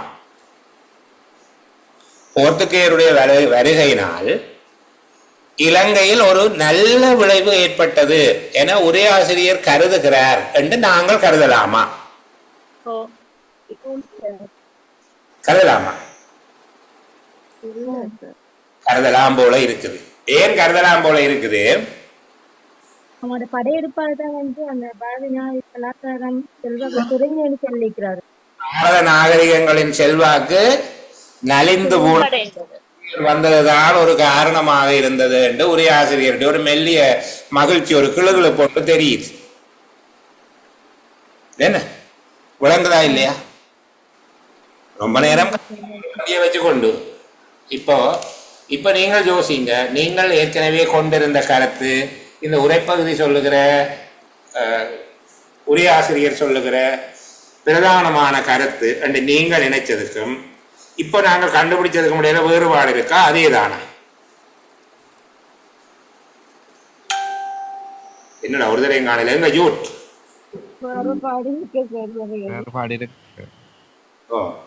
வேறுபாடு ஒன்று இருக்கத்தான் செய்யுது. என்ன இருக்கத்தான் செய்யுது. சரி, இப்ப பாருங்க, நாங்கள் அழகா கண்டுபிடிச்சு வச்சிருக்கோம் பிள்ளைகள். இதுக்குள்ள 3 கருத்துக்கள் இருக்கு. சரிதானே? 3 விடயங்கள் சொல்லப்பட்டிருக்கு. ஒன்று, மகிந்தர் வருகையினால் இலங்கையில் பௌத்த கலாச்சாரம் தோன்றி வளர்ந்தது. இலங்கையில பௌத்த கலாச்சாரம் தோன்றி வளர்ந்தது. இரண்டாவது, அவ்வாறு தோன்றிய காலத்தில் இருந்து தொடர்ச்சியாக இந்திய நாகரிகங்கள் அல்ல பாரத நாகரிகங்களினுடைய செல்வாக்கு அல்ல தாக்கம் நிலவியது. என்ன? மூன்றாவது, இருந்தாலும் இந்தியாவில் இந்து சமயத்தை அடிப்படையாக கொண்ட ஒரு கலாச்சாரம் வளர்ந்த மாதிரி இலங்கையில பௌத்தத்தை அடிப்படையாக கொண்ட ஒரு கலாச்சாரம் தான் வளர்ந்துருக்கு. அதாவது இந்தியாவினுடைய கலாச்சாரம் அப்படியே இலங்கையில வளர இல்லை, அல்லது இந்தியாவினுடைய செல்வாக்கு இலங்கையில மஹிந்தர் கொண்டு வந்த பௌத்த கலாச்சாரத்தின் மீது அதை மாற்றி அமைக்கும் அளவில் தாக்கம் செலுத்த முடியவில்லை. மஹிந்தரால் கொண்டு வரப்பட்ட பௌத்த கலாச்சாரத்தின் மீது பாரத நாகரிகங்களினுடைய தாக்கம் மாற்றத்தை ஏற்படுத்தக்கூடியதாக, அது பல்வேறு விடயங்களை கொண்டு வந்திருக்கு, பல்வேறு தாக்கம் செலுத்தி இருக்கு, ஆனால் மாற்றத்தை விளைவிக்கக்கூடியதாக இருக்கவில்லை என்கிற கருத்து சொல்லப்பட்டிருக்கு. இப்ப சாராம்சம் என்ன சொல்லுகிறோம்?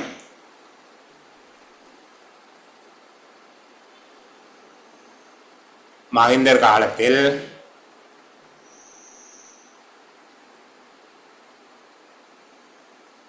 பௌத்த கலாச்சாரம் அறிமுகம் செய்யப்பட்டு பாரத நாகரிகங்களின் செல்வாக்கிற்கு மீறி அல்லது செல்வாக்கையும் தாண்டி இலங்கையில் வளர்ச்சி அடைந்துள்ளது.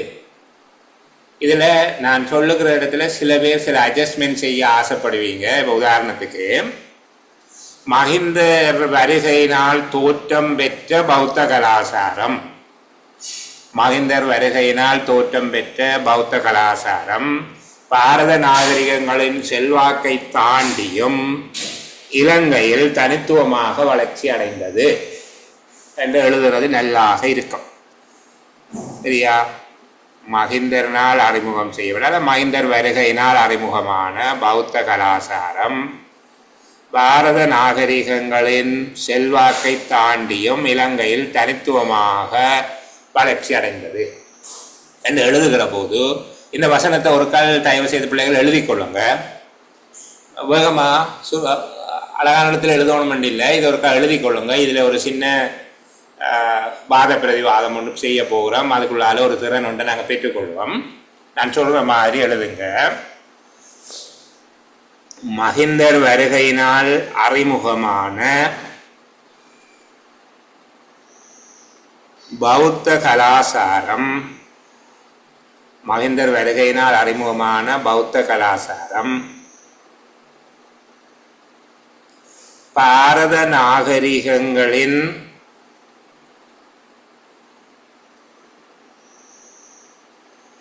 தாக்கத்தினை அல்லது பாரத நாகரிகங்களின் செல்வாக்கினை என்று போடுவோமே, செல்வாக்கினை தாண்டியும் பாரத நாகரிகங்களின் செல்வாக்கினை மீறியும் என்று போடுங்க. பாரத நாகரிகங்களின் செல்வாக்கினை மீறியும் இலங்கையில் தனித்துவமாக வளர்ச்சி அடைந்தது. இலங்கையில் தனித்துவமாக வளர்ச்சி அடைந்தது. எழுதிட்டீங்க தானே? மஹிந்தர் அவருக்கு வாசிங்க பிள்ளைகள் யாராவது? மஹிந்தர் வருகையில் அறிமுகமான பௌத்த கலாச்சாரம். மஹிந்தர் திருப்பி சொல்லுங்க. மஹிந்தர் வருகையினால் அறிமுகமான பௌத்த கலாச்சாரம். அப்படியா? ஓம் சார்.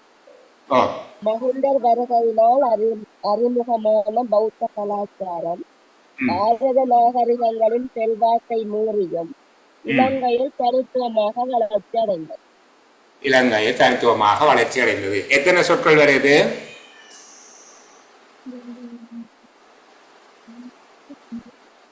12 சார். 12 சொல்லு வருது.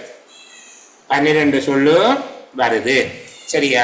சரி, இப்ப இதையும் போட்டுக்கொள்ளுங்க. அந்த இடையில என்ன போட்டு நீங்கள்? பாரத நாகரிகங்களின் செல்வாக்கை மீறியும் செல்வாக்கு தாக்கத்தை மீறியும் அல்ல செல்வாக்கையும் தாக்கத்தையும் மீறி என்று எழுதலாம். பாரத நாகரிகங்களின் செல்வாக்கையும் தாக்கத்தையும் மீறியும். சரியா? இப்ப எத்தனை சொல்லு வந்துட்டு? 13 சொல்லு. அப்ப கணக்கா பொருந்தது. இந்த விடை சரியா?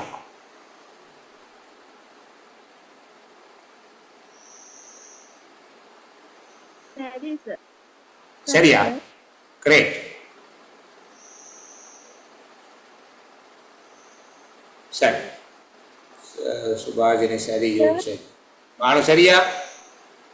சரி சார். இப்படி ஒரு ஆசிரியர் இல்லையா பேசுறீங்க? மகிழ்ந்தது வருகையால் அறிமுகமான பௌத்த சமயம் வெளிக்காரணம் நீதிவிரதம் மட்டும் எழுதினார்.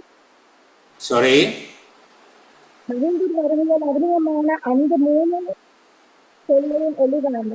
பௌத்த கலாச்சாரம் வந்து பாரத நாகரிகங்களோட தாக்கத்தை செல்வத்தை மீறி இலங்கை தனித்துவமான வளர்ச்சி அடைவதுன்னு சொல்லி எழுதினோம். கொஞ்சம் வெட்டுதரா? அவங்க சொல்றது யாருக்கும் விளங்கி இருந்தா எனக்கு ஒரு திருப்பி சொல்லுங்க. ஏதோ பெருமதியா சொல்றீங்கன்னு மட்டும் விளங்குது. கொஞ்சம் வெட்டுப்படும் சொல்லுங்க. அவங்களுக்கும் விளங்க இல்லை. சரி, இப்ப கவனிங்க பிள்ளைகள். நான் சொன்ன மாதிரி ஒரு விடை ஒன்று எழுதப்பட்டால் அந்த விடை தவறானது. ஏன் தவறானது கண்டுபிடிக்குங்க.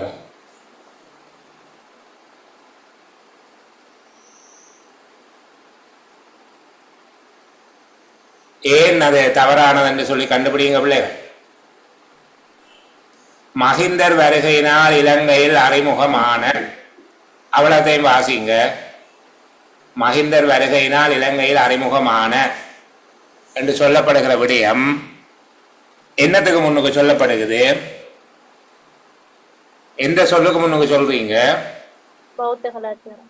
பௌத்த கலாச்சாரம் என்பதற்கு முன்னுக்கு சொல்லப்படுகிற அவ்வளவு விடயமும் என்னவாக அமைந்து விடுகிறதுங்கிற எழுத்துல மஹிந்தர் வருகையால் தோற்றம் பெற்ற இல்ல, மஹிந்தர் வருகையினால் தோற்றம் பெற்ற என்கிற அவ்வளவும் என்ன வடிவத்தில் இருக்குது? அடைமொழியாக இருக்குது. ஒரு உரைப்பகுதியிலே அடைமொழி, ஒரு சுருக்கத்திலே அடைமொழி இருக்கலாமா? அதுதான் கேட்டீங்களா? Great great great. ஒரு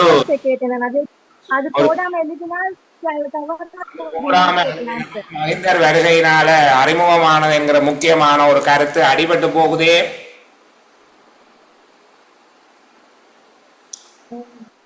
இப்ப என்ன செய்யுது? நல்ல கேள்வி. கிரேடா? முதல்ல விளங்க இல்லையம்மா, தங்கியோட. இப்ப மஹிந்தர் வருகையினால் அறிமுகமான பௌத்த கலாச்சாரம் என்று எழுதுகிற போது அவ்வளவு சொல்லும் அடைமொழி ஆகிவிடுது. எங்கட சுருக்கத்துக்குரிய புள்ளி அவுட். கடைசி வரைக்கும் நான் என்ன போட மாட்டேன். சுருக்கத்தில் அடைமொழி பயன்படுத்தவே கூடாது.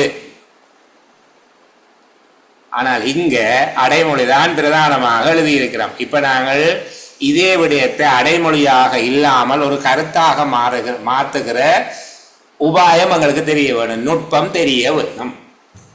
இப்ப நாங்கள் எழுவாயாக எதை மாற்ற போகிறோம்? பௌத்த கலாச்சாரத்தை எழுவாயாக மாற்றும். சரிதானே? பௌத்த கலாச்சாரம் மகிந்தர் வருகையுடன் அறிமுகமாகி, பௌத்த கலாச்சாரம் மகிந்தர் வருகையுடன் அறிமுகமாகி பாரத நாகரிகங்களின் செல்வாக்கையும் தாக்கத்தையும் தாண்டியும் இலங்கையில் தனித்துவமாக வளர்ந்துள்ளது. இப்ப எழுதி பாருங்க. பௌத்த கலாச்சாரம் மகிந்தர் வருகையுடன் அறிமுகமாகி,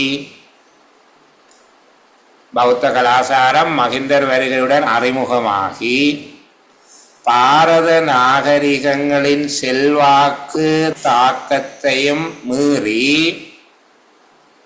இலங்கையில் தனித்துவமாக வளர்ந்துள்ளது. இப்ப எத்தனை சொல் வருது?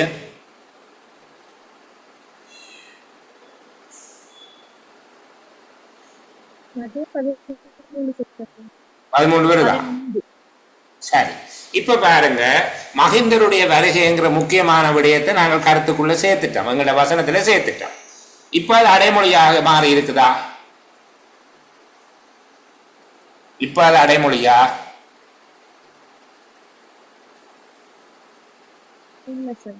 இல்லை. இப்போ 3 கட்டங்களை நாங்கள் சொல்லிட்டோம்.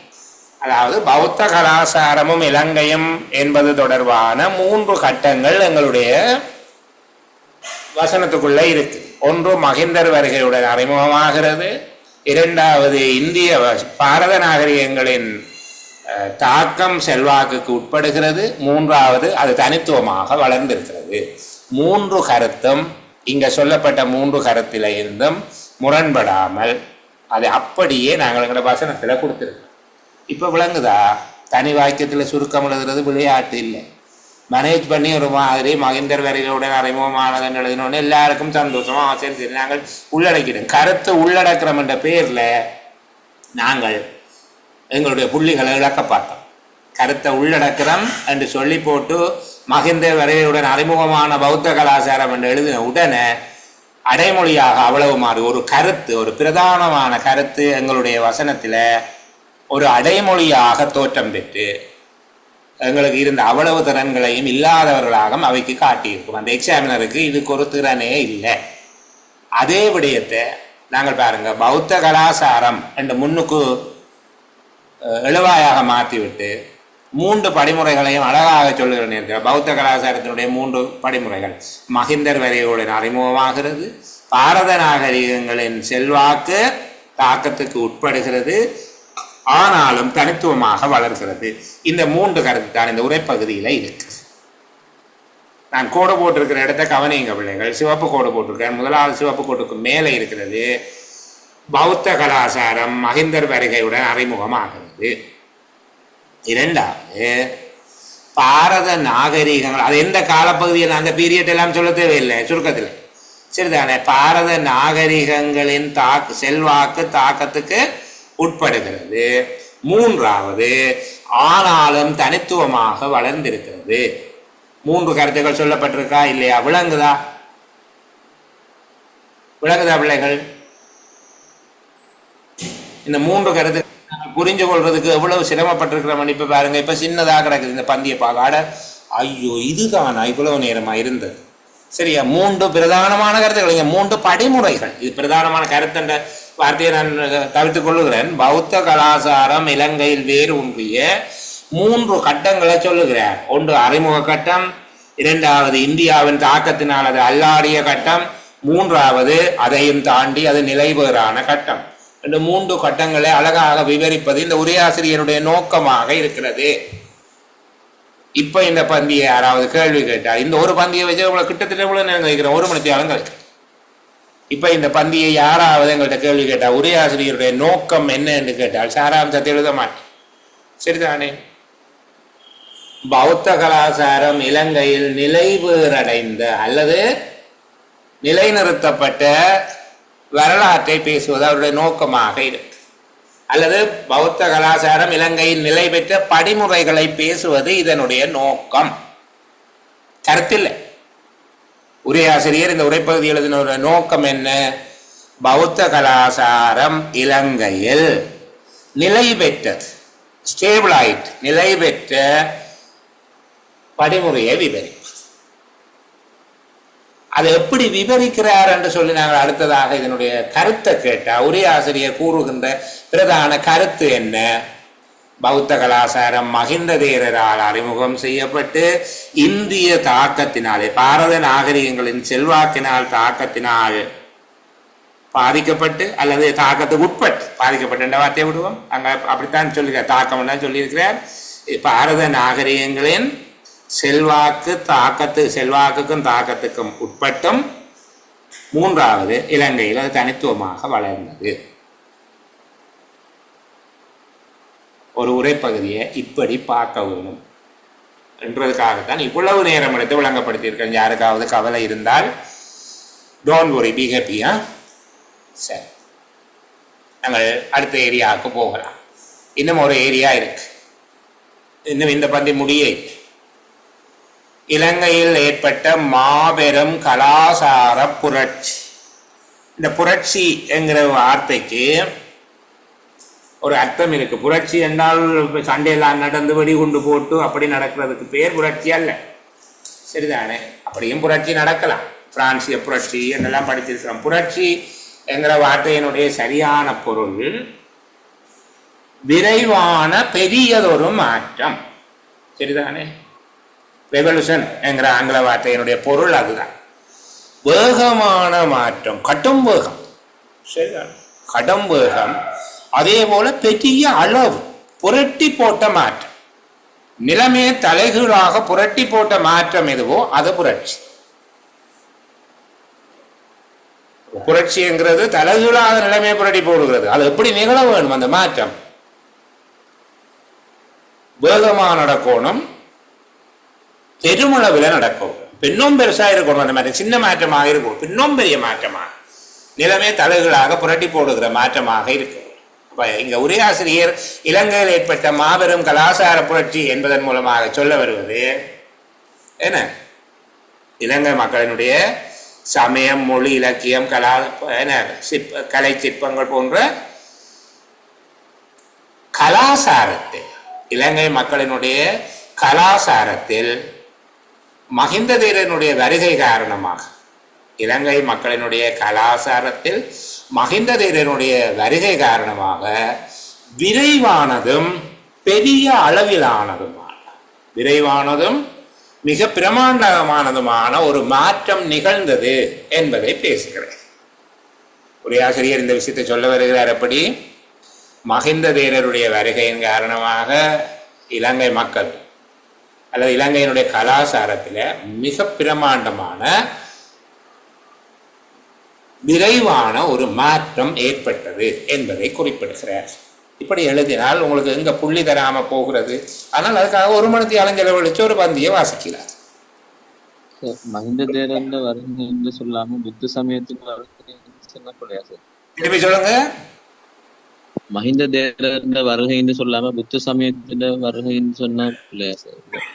புத்த சமயத்தின் வருகை காரணமாக இலங்கை மக்களினுடைய கலாச்சாரத்தில் விரைவானதும் பெரிய அளவிலான ஒரு மாற்றம் நிகழ்ந்தது. அழகான விட மகிந்த தேவருடைய வருகையினால பௌத்தம் வந்தது, பௌத்தத்தினால இது நிகழ்ந்தது என்று அப்படியே சொல்றதை விட நீங்க பௌத்தம் என்று சொல்றது இன்னும் அழகானது. மகிந்த தேவர் வருகை என்பதை விட பௌத்தம் உண்மையில இன்னும் சிறப்பு. அது நல்லது. தேங்க்யூ. சரியா பிள்ளைகள்? பிரயோசனமா இருக்கா? இல்ல ஒரு தண்டி சத்தத்தையும் காணல.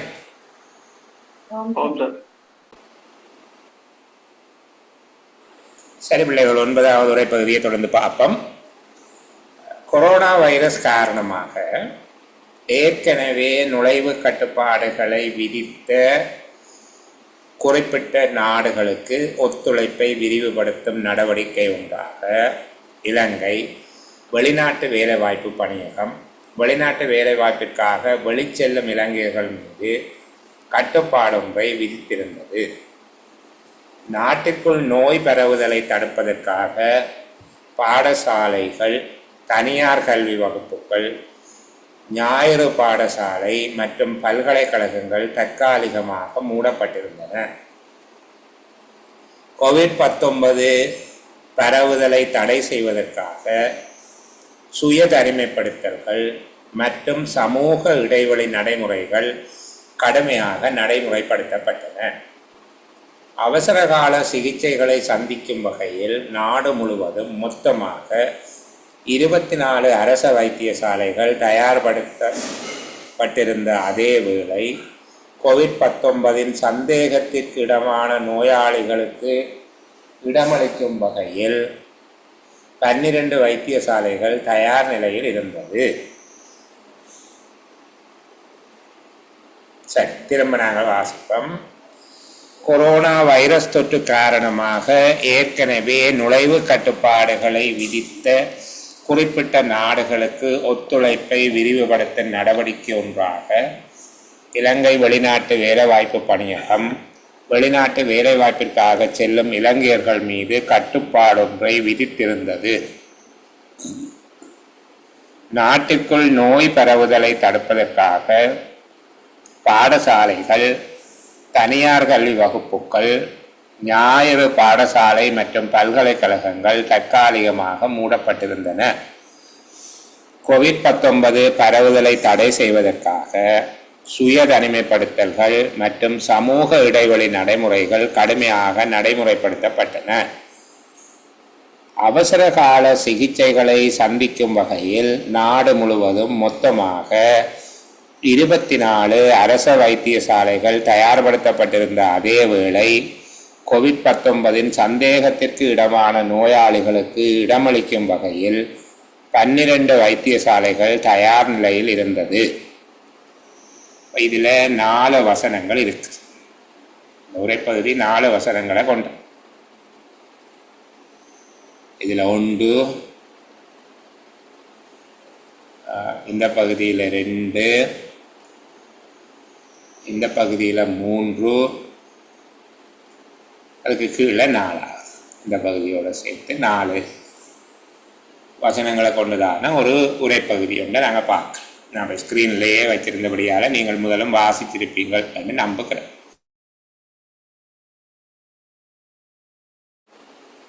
என்னுடைய முதலாவது கேள்வி, உரைப்பகுதியில் உள்ளடங்கியுள்ள 4 வசனங்களில் ஒரு வசனம் இலக்கண வலு கொண்டதாக காணப்படுகிறது. அது எந்த வசனம்? இப்படி எல்லாம் கதைப்போம். மற்றது உரையாசிரியர் என்ன சொல்றாருன்னு எல்லாம் பிறகு பார்ப்போம். இதில் 4 வசனங்கள் இருக்கிறது. இந்த உரைப்பகுதி 4 வசனங்களால் கட்டமைக்கப்பட்டிருக்கிறது. இதில் உள்ள ஒரு வசனம் இலக்கண வலு கொண்டதாக இருக்கிறது. வினுஷன் சொல்லுங்க. கடைசியா வைத்தியசாலைகள் தயார் நிலையில் இருந்தது என்று. அப்ப எப்படி எழுத வேணும்? இருந்தன என்று வரும். சாரி, இருந்த தயார் நிலையில் இருந்தன என்று வரும். தயார் நிலையில் இருந்தன என்று சொல்லி எழுத வேணும். இதை ஏன் கேட்கிறேன் என்றால், பிள்ளைகள் உங்களுடைய சுருக்கத்தில் இது எல்லாம் பார்ப்பினோம். உங்களோட சுருக்கத்தில் எல்லாம் பார்ப்பினோம். சரிதானே?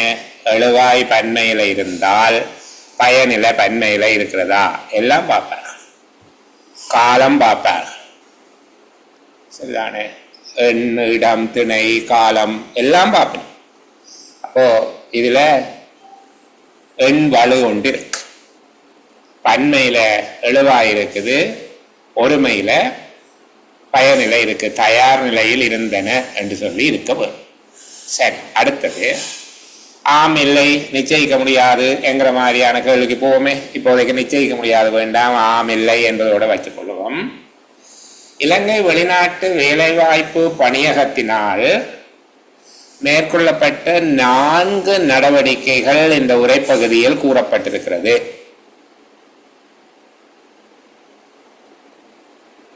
ஆமா இல்லையா? இல்ல சார். இல்லை. இல்லையா? இல்ல சார்.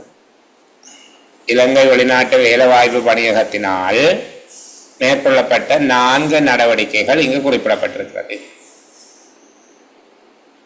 இல்ல சார். இல்ல. சரி, இங்கு கொரோனா நோய் தொற்று என்ன COVID-19 நோய் தொற்று, அது நான் நினைக்கிறேன் 2 வார்த்தையும் இதில் மாறி மாறி பயன்படுத்தி இருக்கிறார்கள்.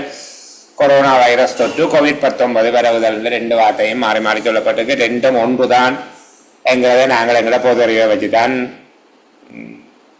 அறிஞ்சு கொள்ள வேண்டும். பிறகு இல்லை நாங்கள் பொதறிவை பிரயோகிக்கவே கூடாதுன்னு சொன்னீங்கன்னு சொல்லக்கூடாது. இங்கே கொரோனா வைரஸ் தொற்றும் COVID-19 என்றதும் ஒரே விடயம்தான் என்றது எங்களுக்கு தெரிய ஒரு அறிக்கையிலேருந்து எடுத்து தருகிற போது அதில் இருக்கிறத மாற்ற மாட்டார். சரி, இந்த COVID-19 தொடர்பாக மேற்கொள்ளப்பட்ட எத்தனை நடவடிக்கைகள் இங்கே சொல்லப்பட்டிருக்கு?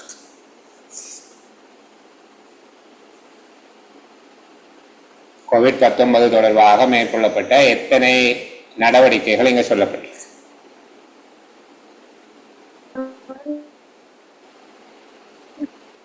சாரி,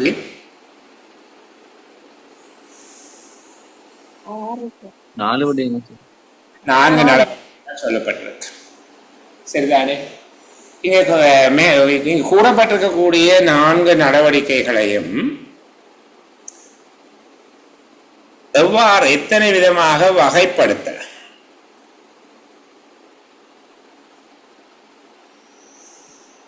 உள்நாட்டுல கட்டுப்படுத்த 2 விதமாக 4 விதமாக.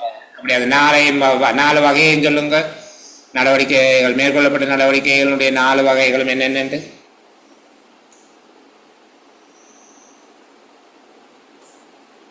வெளிநாட்டுக்கு சொல்ற வேலை வாய்ப்புக்காக சொல்ற இளைஞர்கள் மீது கட்டுப்பாடு விதிக்கிறது.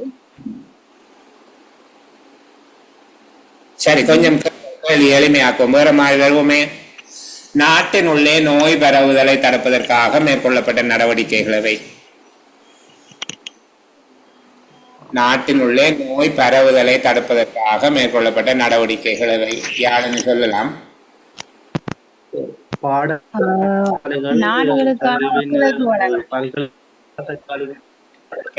சேம் டைம்ல கதைக்கிறீங்க. யாதவன் வெயிட் பண்ணுங்க. ஓகே, யாருன்னு சொல்லுங்க. நுழைவு கட்டுப்பாடு விதித்த நாடுகளுக்கு ஒத்துழைப்பு வழங்கப்படுது. அடுத்தது பரவலை தடுப்பதற்கான முன்னெச்சரிக்கை நடவடிக்கை மேற்கொள்ளப்படுது. அடுத்தது சுய தனிமைப்படுத்தல், சமூக இடைவெளிய கட்டுப்பாடுகளின் கடுமையான நடைமுறையை கடுமைப்படுத்தி நடைமுறைப்படுத்தப்படுது. அடுத்தது நோய் தொற்றுக்குள்ளானக்களுக்கான சிகிச்சை அளிப்பதற்கான தயார் நிலைப்படுத்தல் ஒன்று நடக்குது. என்னுடைய கேள்வியை திரும்ப கேட்கிறேன். உள்நாட்டில் கொரோனா வைரஸ் தொற்று பரவுதலை தடுப்பதற்காக மேற்கொள்ளப்பட்ட நடவடிக்கைகள் அது?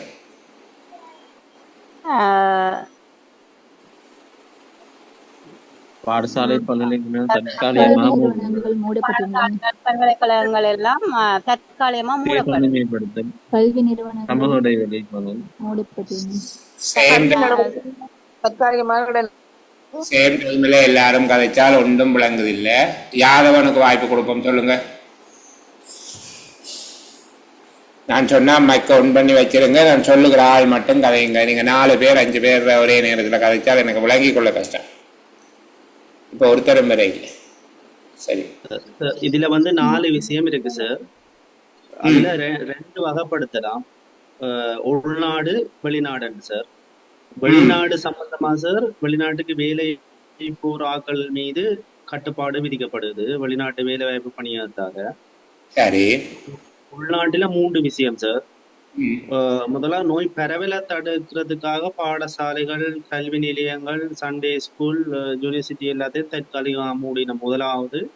2வது சுய தனிமைப்படுத்தல், சமூக இடைவெளி அதை நடைமுறைப்படுத்தினோம். 3வது சார் வைத்தியசாலைகளை தயார்படுத்த. அது பரவலை கட்டுப்படுத்துவதற்கான நடவடிக்கையா? வைத்தியசாலைகளை தயார்படுத்துறது பரவலை கட்டுப்படுத்துறதுக்கான நடவடிக்கை. தொற்று உள்ளானாக்களை வைத்தியம் செய்யறதுக்கா? சரி, இன்னொரு ஆள் பதில் சொல்லுங்க. 2 நடவடிக்கை. சொல்லுங்க. 2 நடவடிக்கைகள் மேற்கொள்ளப்படும். என்ன 2 நடவடிக்கையும்? பாடசாலைகள், தனியார் கல்வி வகுப்புகள், ஞாயிறு பாடசாலை மற்றும் பல்கலைக்கழகங்கள் தற்காலிகமாக மூடப்பட்டிருந்தன. மற்றும் சுய தனிமைப்படுத்தல் மற்றும் சமூக இடைவெளி நடைமுறைகள் கடுமையாக நடைமுறைப்படுத்தப்பட்டது. இத சுருக்கமா ஒரு வசனத்துல ஒரு வார்த்தையில சொல்ல முடியுமா? கல்வி நிறுவனங்கள் கல்வி நடவடிக்கைகள் தற்காலிகமாக இடைநிறுத்தப்பட்டது. கல்வி நடவடிக்கைகள் மற்றும் கல்வி நடவடிக்கைகள். இரண்டாவது நடமாட்ட கட்டுப்பாடுகள் வெப்பமே என்ன? கல்வி நடவடிக்கைகள் இடைநிறுத்தப்பட்டதோடு நடமாட்ட கட்டுப்பாடுகள் விதிக்கப்பட்டது. இதுதான் உள்நாட்டில் பரவுறதை தடுக்கிறதுக்கான நடவடிக்கை. அடுத்தது பரவினால் வைத்திய ஏற்பாடுகளுக்கு, இதை தாண்டியும் பரவினால் வைத்திய நடவடிக்கைகளுக்காக வைத்தியசாலைகள் தயார் செய்யப்பட்டிருந்தது. வைத்தியசாலைகள் தயார் செய்யப்பட்டிருந்தமை என்பது மருத்துவம், அதுக்கு முன்னுக்கு இருக்கிறது சுகாதாரம். நாங்கள் சும்மா கொஞ்சம் கூட விளங்கப்படுத்த வரணுன்றதுக்காக கதைக்கிறோம் பிள்ளைகளுக்கு, அது அந்த பகுதி. அப்போ இங்கே 4 நடவடிக்கைகள் சொல்லப்பட்டிருக்கு. COVID-19 நடவடிக்கையோடு தொடர்புடைய 4 விடயங்கள் சொல்லப்பட்டிருக்கு. நாங்கள் அதை எளிமைப்படுத்த பார்க்கணும். இப்பவும் வார்த்தைகளுக்குள்ளே சிக்கிக்கொள்ளக்கூடாது. அந்த வார்த்தைகளுக்குள்ளே இருந்து நாங்கள் வெளியில் வந்து எளிமையாக விளங்கப்படுத்த தெரியணும். நான் ஆரம்பத்தில் உங்களுக்கு சொல்லியிருந்தேன், இப்படி ஒரு விடயம் இருந்தால் இதை நீங்கள் படித்து உங்களுக்கு விளங்கிட்டு அதை உங்களுடைய மொழியில, உங்களுடைய மொழி என்ற தாய்மொழி தமிழ் மொழியில தான் உங்களுடைய மொழி நடையில இன்னொருவருக்கு விளங்கப்படுத்தக்கூடியதாக இருக்கும். அப்ப முதலாவது பாருங்க, வெளிநாட்டு வேலை வாய்ப்பிற்கான பயணங்கள் தடை செய்யப்படுது. அப்படித்தானே? வெளிநாட்டு வேலை வாய்ப்பிற்கான பயணங்கள் கட்டுப்படுத்தப்பட்டது. தடை செய்யப்பட்ட என்ற வார்த்தை இங்கே சொல்லல, கட்டுப்பாடு ஒன்று விதித்திருக்கிறாங்க. என்ன கட்டுப்பாடு எங்களுக்கு தெரியல. நாங்கள் சரி ஏதோ மெடிக்கல் எடுத்து போகலாம் அப்படி நம்ம இருந்திருக்காங்க தானே. இப்போ நாங்கள் தடை செய்யப்பட்டது என்று சொல்லிக்கல டீவியேட் பண்ணிடுவோம், விலகிடுவோம். உரையாசிரியர் சொல்லுகிற கருத்துல இருந்து எங்களுடைய கருத்து வேறு ஒன்றா போயிடும், திரிவடைஞ்சு போயிடும். அவர் ஒன்று சொல்லிக்கல நாங்கள் அந்த கருத்து மாறுபடாமல் சொல்ல பழக வேணும். முதலாவது என்ன சொல்றோம்? வெளிநாட்டு பயணங்கள் கட்டுப்படுத்தப்பட்டது. வேலை வாய்ப்பிற்கான வெளிநாட்டு பயணங்கள்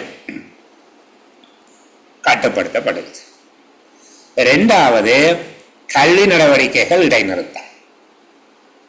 3வது நடமாட்ட கட்டுப்பாடுகள், சுய தனிமைப்படுத்தல், சமூக இடைவெளிகள் எல்லாம் அந்த நடமாடுவதில் ஒரு கட்டுப்பாடு தானே.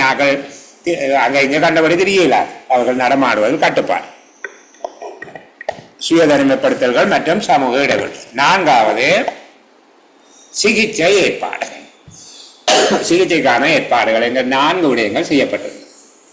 இந்த பந்தியை வாசிக்கிறதுக்கு சில வேளைகளில் ஒரு மயக்கம் வரலாம். இந்த 4ஐயுமே யார் செய்தவர் என்பது போல ஒரு தோற்றம் இருக்குது.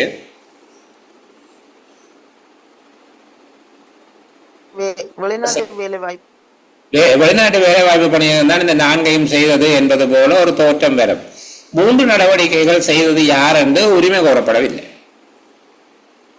3 நடவடிக்கைகளை யார் செய்தார்கள் என்று சொல்லி உரிமை கோருதல் இந்த பந்திக்குள்ள இதுக்கு கீழே இருக்கலாம் அல்லது மேலே இருக்கலாம். அரசாங்கம் செய்திருக்குது என்று சொல்லி அரசனுடைய ஒவ்வொரு துறைகள் செய்திருக்க, ஆனால் ஒருவரை மட்டும்தான் காட்டுகிறார்கள். அதனால சில வேளை இந்த பந்தியை நாங்கள் அப்படியும் புரிந்து கொள்ளக்கூடியதாக இருக்கும். சரி, இப்ப எங்களோட வளமையான கேள்விக்கு வருகிறேன். உரையாசிரியருடைய நோக்கம் என்ன?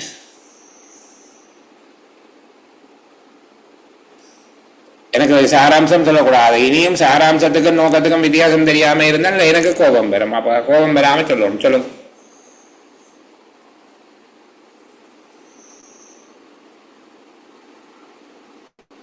சாராம்சத்துக்கும் நோக்கத்துக்கும் வேறுபாடு இருக்குது. அது தெரியும் தானே எங்களுக்கு. நோக்கம் என்ன? ஏன் இது எழுதுறாரு உரையாசிரியர்? கோவிட் பரவலை தடுக்காம இருக்கிறதுக்கு என்னென்ன ஏற்பாடுகள் செஞ்சிருக்காங்க அப்படிங்கறத சொல்றாங்க. கோவிட் கட்டுப்பாடு நடவடிக்கைகள் மேற்கொள்ளப்பட்ட கோவிட் கட்டுப்பாடு வைத்திய அல்லது சிகிச்சை என்ன ஏற்பாடுகளை விவரிக்கிறது. அதனுடைய நோக்கமாக இருக்கு. கோவிட் பரவல், கட்டுப்பாட்டு நடவடிக்கைகள், சிகிச்சை ரெண்டு இங்க ரெண்டு பிரிவாக இந்த நடவடிக்கைகள் நடந்திருக்குது. ஒன்று தடுப்பு நடவடிக்கைகள், இரண்டாவது சிகிச்சை ஏற்பாடுகள். அப்ப COVID-19 தொடர்பான தடுப்பு நடவடிக்கைகளையும் மேற்கொள்ளப்பட்ட தடுப்பு நடவடிக்கைகளையும் சிகிச்சை ஏற்பாடுகளையும் விவரிப்பது அவருடைய நோக்கமாக இருக்கு. என்னென்ன தடுப்பு நடவடிக்கைகள்?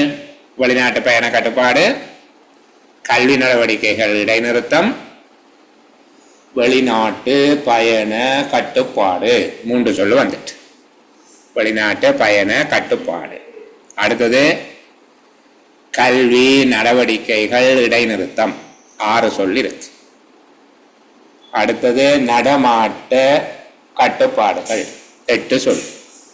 சிகிச்சை ஏற்பாடுகள் 10 சொல்லு. இந்த 3 சொல்லுக்கு ஆக கொண்ட 3 சொல்லுக்கு வாய்ப்பு இருக்கு. என்ன சொல்லுவோம்?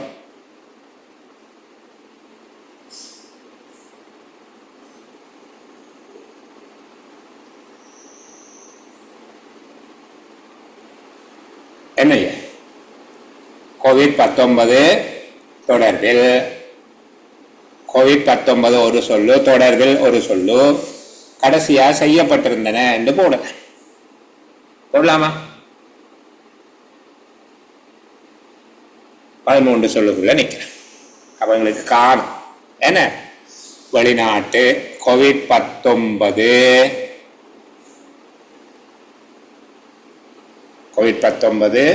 ஒரு சொல்லு,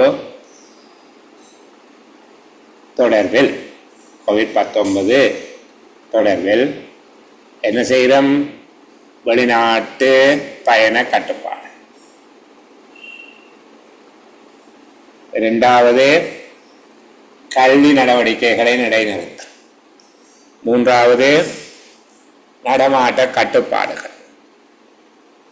சிகிச்சை ஏற்பாடுகள் செய்யப்பட்டிருந்தன.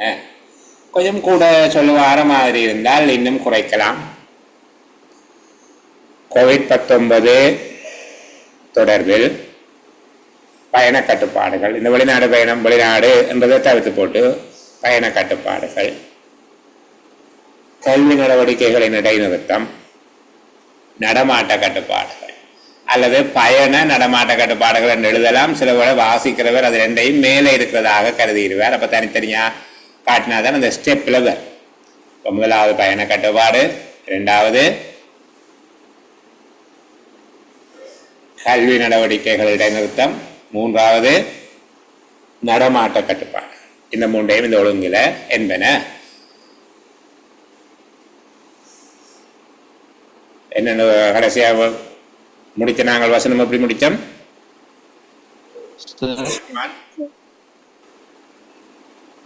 ஒரு யாராவது எழுதினது வாசிங்களே.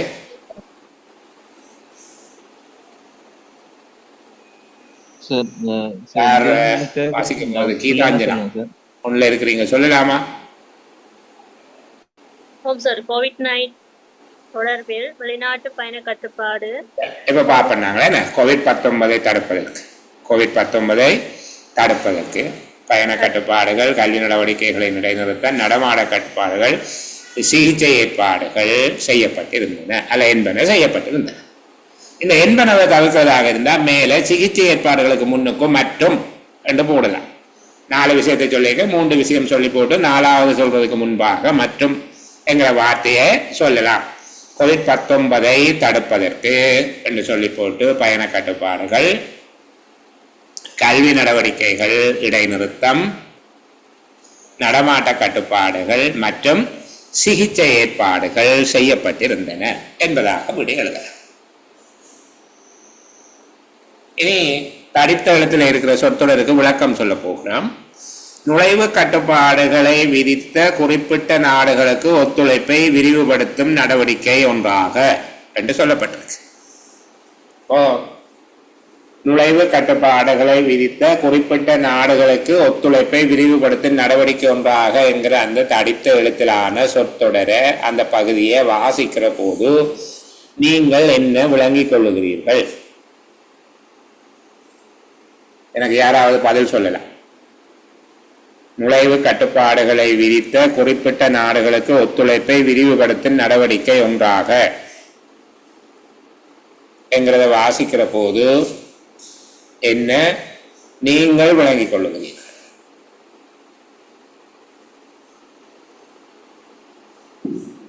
ஒரு தரம் இல்லையா பதில் சொல்லு. சர்வதேச ரீதியில் பயண கட்டுப்பாடுகளை யாராவது ஒரு ஆள் சொல்லுங்கப்பா. குறிப்பிட்ட வந்து எல்லா நாடுகளிலும் வந்து பயண கட்டுப்பாடு விதிக்கல, குறிப்பிட்ட சில நாடுகள்கிட்ட வந்து பயண கட்டுப்பாடு நீங்கள் கதைக்கிறது கேட்க இல்லை எனக்கு. என்னுடைய சவுண்ட் எதுவும் பிரச்சனையா? கேக்குதா?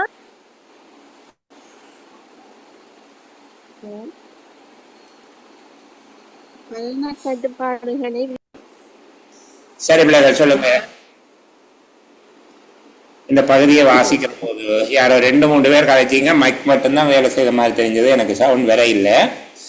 சரி, இப்ப சொல்லுங்க. நுழைவு கட்டுப்பாடுகளை விதித்த குறிப்பிட்ட நாடுகளுக்கு ஒத்துழைப்பை விரிவுபடுத்தும் நடவடிக்கை ஒன்றாக என்பதை வாசிக்கிற போது உங்களுக்கு என்ன விளங்கினது?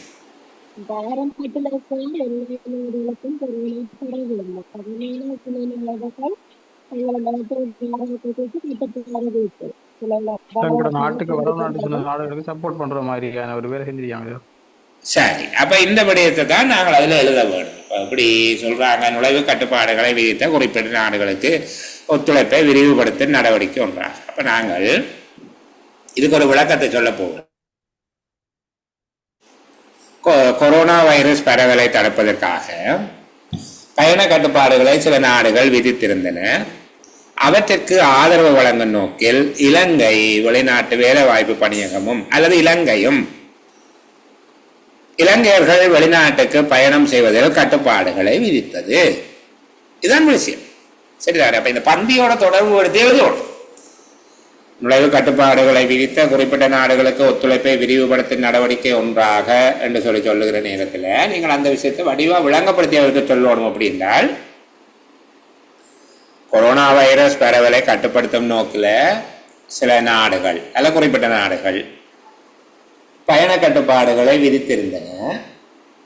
அந்த நாடுகளுக்கு ஆதரவளிக்கும் நோக்கில் இலங்கையும் வெளிநாடுகளுக்கான பயண கட்டுப்பாடு, வெளிநாட்டு வேலை வாய்ப்புக்கான பயண கட்டுப்பாடுகளை விதித்தது என்று சொல்லி விளக்கமாக எழுதினீங்கன்னா உங்களுக்கு முழுமையான புள்ளி கிடைக்கும். சரிதானே பிள்ளைகள்? சரி, அப்போ இவ்வளவு விடயத்தையும் உள்ளடக்கியதாக நாங்கள் இன்னைக்கு அதிகம் படிக்க இல்லை, 2 உரைப்பகுதி தான் பார்த்துருக்கிறோம். இப்போ நீங்கள் அதை கவலை உள்ள மாட்டீங்களா? அடிக்கடி உங்களுக்கு கவலையானலாம் கேட்க தேவையில்லை. சரி, நீங்கள் எனக்கு செய்யக்கூடிய உதவி என்னென்னா, அடுத்த வகுப்பு சில வேளைகளில் அடுத்து வருகிற விடுமுறை நாட்களில் நாங்கள் போடலாம். நாளைக்கு 4 வகுப்பு கொண்டு போடுவோமா என்று யோசிக்கிறோம், பார்ப்போம். நான் உங்களுக்கு அறிவிப்பேன். இதில் இன்னும் 10 உரைப்பகுதிகள் இருக்கு. கடைசியாக 20வது உரைப்பகுதி வரைக்கும் 10 உரைப்பகுதிகள் இருக்குது. பாதி தான் கடந்திருக்கிறோம், இன்னும் பாதி இருக்கு. இன்னும் 2-3 சேலமருவில் நாங்கள் இதை கதைக்க வேண்டியிருக்க, குறைஞ்சது 3 சேலமரு தேவைப்படும். இப்படி எல்லாம் பகுப்பாய்வு செய்து படிக்கிறது.